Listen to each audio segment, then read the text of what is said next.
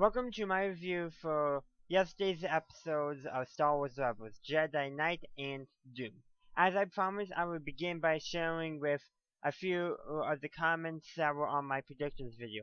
As of the recording of this video, I only have one available to share, but if more comes out, the ones I like, I will make sure they're closer to the top of the video to the best of my ability. But the one I'm sharing is by Gamer of Shadows, and whether he or she posted, he's done for. It's the only way. He's gone back to Caleb Dume. That's first arc. So yeah, that really connects a lot with what's going on in this episode as well. It was pretty much agreeing with my points, but stated it in another way that I hadn't thought about. But let's actually get into the review. And I got a lot to put down, or to talk about. So I first would like to say that in my note taking, I took way more notes for Jedi Night than I did for Doom. But so let's just now go kind of through my notes, the things I kind of noticed. And one of the first things that happens in the episode is that Ken asks Ezra to lead and plan the mission to rescue Hera, because he felt that he can, and felt like his feelings for Hera would cloud his judgment. And really, what's that showing is he clearly sees through his feelings, and it actually would not probably be too difficult for him to actually plan that mission. Since he's recognizing that his feelings could cloud his judgment, that means he can see through them fairly clearly, and they may not actually cloud his judgment. But that is something I think a lot more Jedi almost need to approach their feelings with.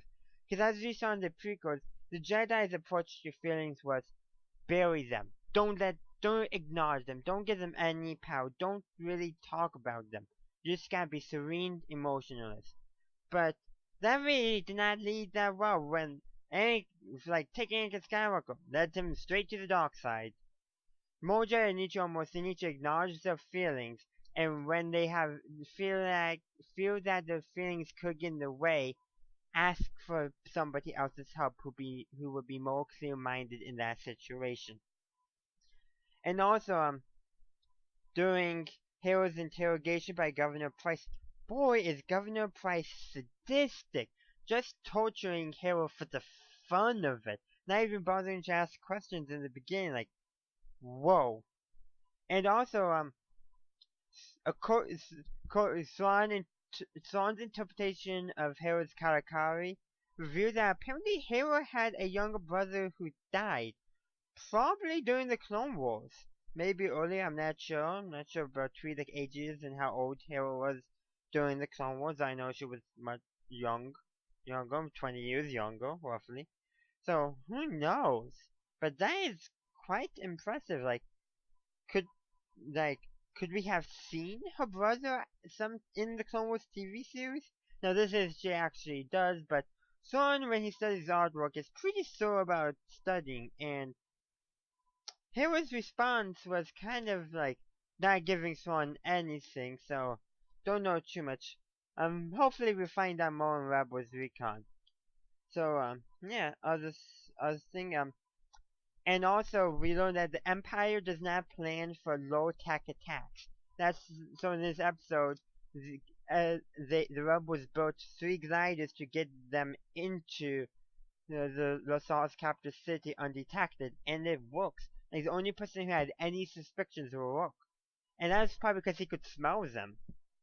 But it is kind of interesting, like, now we have a canonical explanation for why the Empire lost an Endor, or should I say another canonical explanation, because we already kind of knew that the Empire considered Ewoks a low threat, but here, the Empire is planning for technological attacks. They are not planning for non-technological attacks.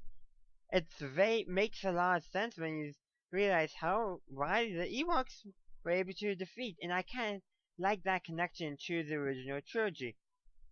And also, this is something they never talked about in the episode, but it's a thought that popped into my head. Because Hayden cut his hair before he went to rescue to rescue Hero, and I'm wondering, does his new haircut have any symbolic Jedi meaning? And maybe not the haircut itself, but the process of him cutting his hair before going on that rescue mission, like some ancient Jedi tradition or ritual. I don't know for sure, but I would love to find out. I'm probably going to tweet this to the start of the, because how Rebels Recon often has the questions asked. I am going to ask that question because I'm wondering if it does, and that would be kind of a neat little lore building thing. And again, I just want to mention that those gliders were awesome. Okay, and now we also get a Krennic mention, and his Project Stardust, which we know to be the Death Star, and that it's threatening Thrawn's TIE Defender project, and that Thrawn must appeal directly to the Empire to make sure the Defender project continues. Obviously, it probably does not, because we don't see Defenders later on in the saga, and we do see the Death Star. But kind of need to see how that the Death Star is taking stuff away from, well, probably more worthwhile endeavors, better ships mainly. So I just want to say at this point that if I was in the Empire, I would be supportive of Thrawn because he makes more sound military decisions. And we also get to see the Mind Probe at work for the first time in canon, not Legends, but canon. Like we've gotten like the description of it before, but seeing it visually, how it true serum kind of makes a person kind of act like they're drunk or high on something, assuming what I've seen on TV is correct. But that is kind of neat scene, and we actually got to see a little bit from Hero's perspective how Governor Pryce got in blurry after she was Hero's injected with that truth serum.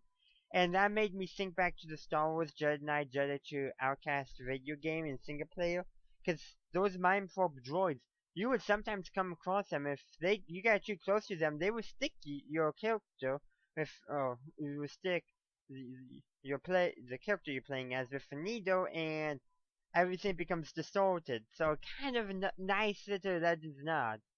And also, the chemistry between Hera and Ken is greatly developed and expanded upon.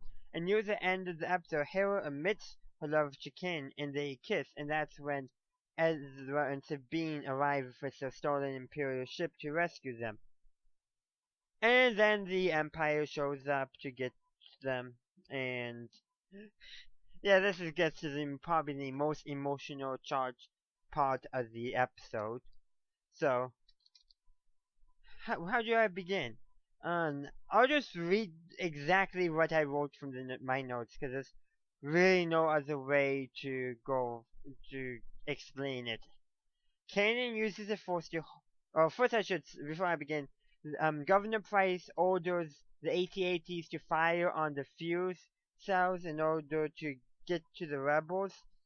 And so as the fuse cells start exploding, Kanan uses the Force to hold the explosion back, and then uses the Force to make sure Hera gets on their escape ship, and then at the last, and then a few seconds later, very somber, and this whole scene is very somber, and pushes their escape craft out of the explosion, as he's no longer able to hold the explosion back with the Force anymore. And, well, somber. And I just want to say how Cameron goes out is exactly as I predicted. Trying to interject more emotion into this scene, into my talking here. Not sure how I'm doing it, because my prediction was so spot on that Cameron was going to sacrifice himself to ensure that Hera escaped. If you don't believe me, check out my review. My prediction video. I literally said that. I can't believe I was so spot on for that regard. Almost too spot on. I expected course, granted, I expect him to die in Doom, that in sorry, in Jedi Night, but still, so spot on. Ugh. And then they go to a white logo on a black background and what looks like it make like ash floating in it. It's like, oh, man, you guys are so pulling out our heartstrings. And if I hadn't done such a good job at predicting, it would have been so much more impactful on me personally. Whew. I think I'm more frustrated with myself at not being as emotional as I hoped for that scene. I guess that's a drawback of making your prediction so accurate. But still, oh, somber and yeah. Let's move on to the next episode now. Normally I would break them up, but I am combining them for one simple reason.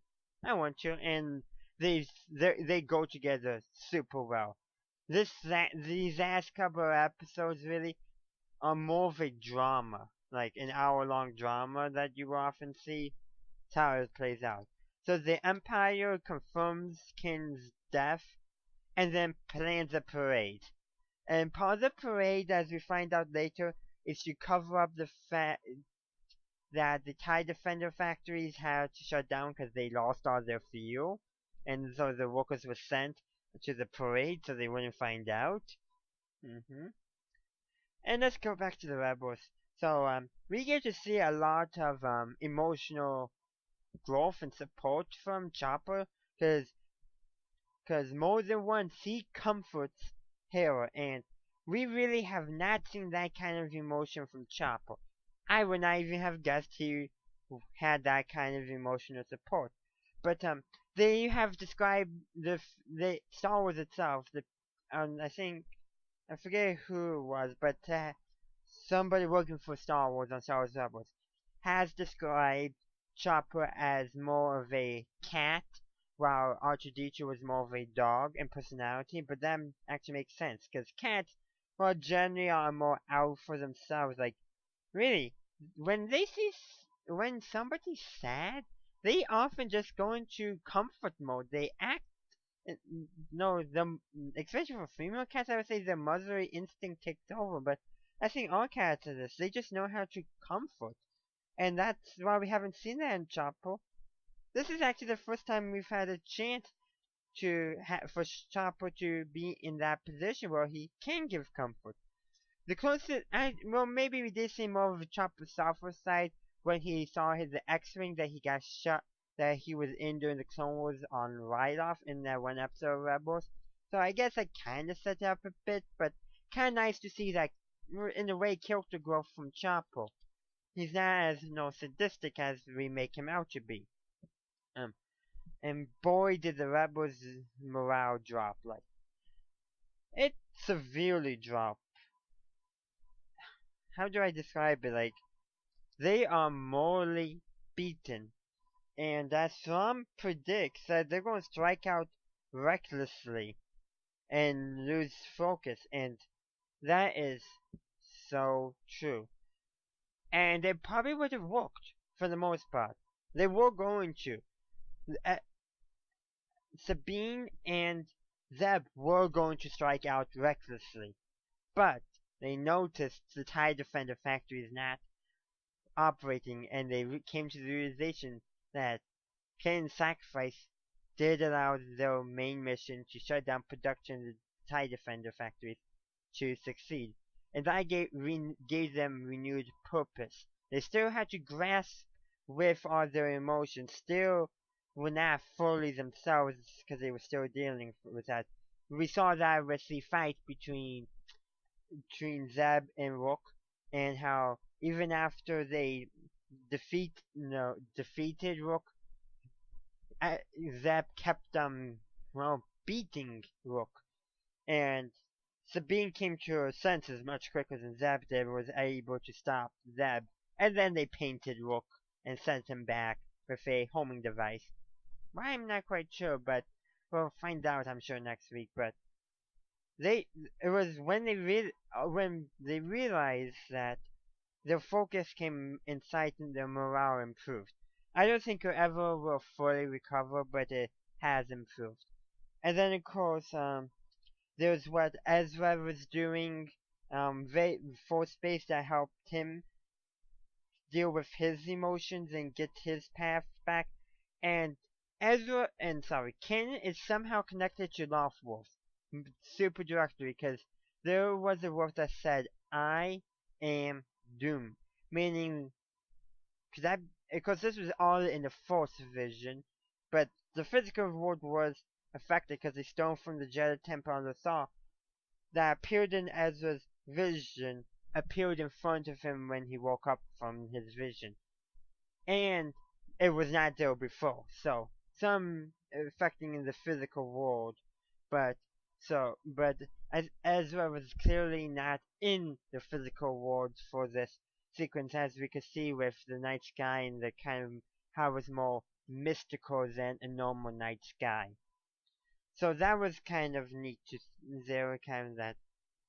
Oh, and also I forgot to mention that during Rook's fight scene with Sabine and Zeb, he has a personal cloaking device.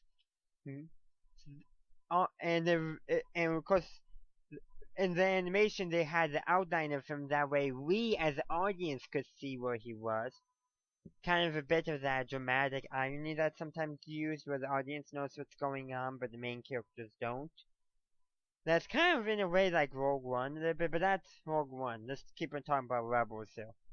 And so that was pretty nice to see for the most part there, that new technology that we know it existed because of the Shadow Troopers. So I'm wondering now, will they somehow try to integrate this into Star Wars Battlefront too? Wouldn't object to it, but I think that would get very much out of hand.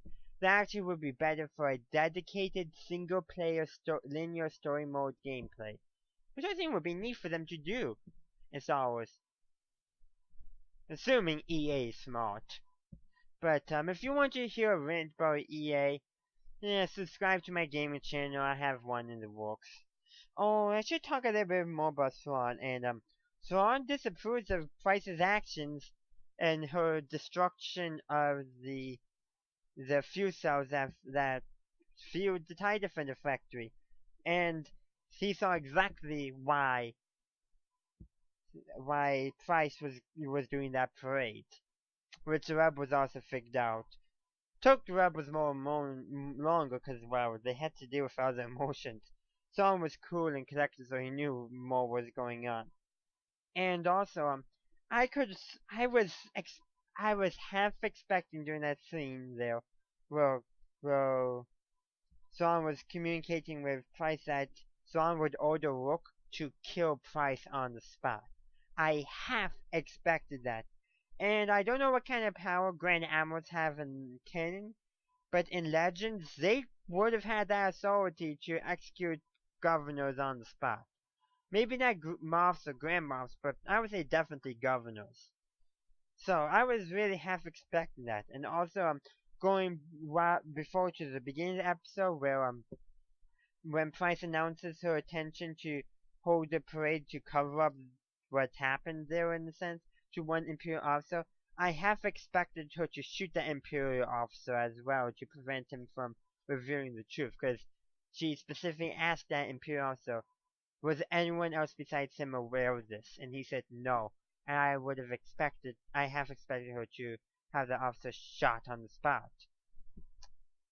But yeah, and the last thing I want to talk about before I close my review is Hero's category.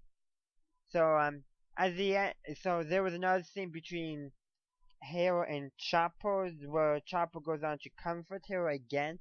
But in this scene they have a longer conversation than just Chopper using his grasper arm, I forget what it's called, to somewhat hold Hero's hand. But this scene, the first scene, was them actually holding a conversation. Kind of wish I knew what Chopper was talking about there, but I think from Hero's responses we got the most of it, and I think I got the impression that this was Chopper's idea to add Hero have her add canon to her category, which she does at the end of the episode. And that's where we see, and that's I think when Hera fully came to her emotional control. She worked out her emotions. Does seem rather quick in a way, but they're on the southern hemisphere, so the journey is probably going to be pretty long. We have no idea how long. It feels like it was like less than a day at most, but it could be much longer. Hard to say, but I don't think we'll ever. And I think for the rest of the season, we will now for their emotional turmoil from Kanan's death will still be felt throughout the rest of the series season. I don't think, and while they've come to terms with it, I think we'll still see the effects with them the rest of the season. So that's all I have for today.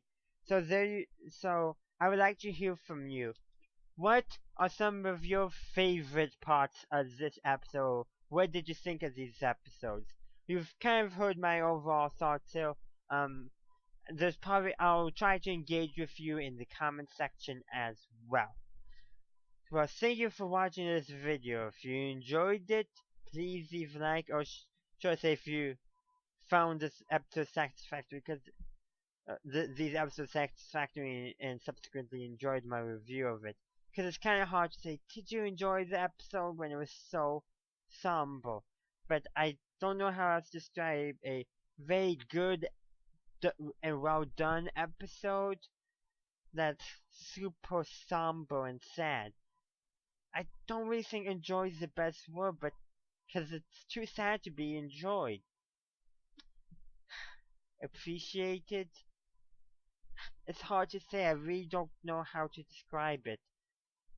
I'll try my best. I've tried my best, I should say, so.